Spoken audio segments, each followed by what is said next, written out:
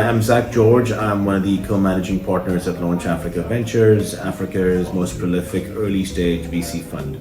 I often get asked questions about what startups should be aware of before pitching to VCs. And although the list is quite long and can be endless, here are the top three things that I would suggest. Number one, you've got to be very confident in what your product or services unit economics are. And by that, I mean, if you're a consumer facing business, how do you minimize your cost of customer acquisition, or how do you make it as optimal as possible by partnering with distributors and then concurrently increase your lifetime value of your customer. So the stickiness of your revenue, you've got to be very clear about that. Secondly, you've got to be very knowledgeable about what your market competitors are, not just your direct ones, but your indirect ones.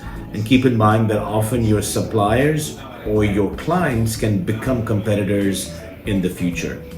A smart founder is one that has a steady pulse on what the right margins are, the right metrics, trends in an industry, how different pieces of technology like generative AI, for example, or blockchain technologies are threatening their industry. So a really good awareness of what's happening in the market and not just pigeonholed into a particular product or service.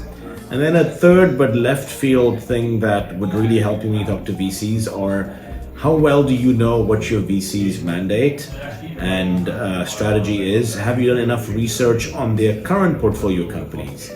And how can you add value to not just the VC themselves, but to their portfolio companies from a partnership perspective, from a synergy standpoint?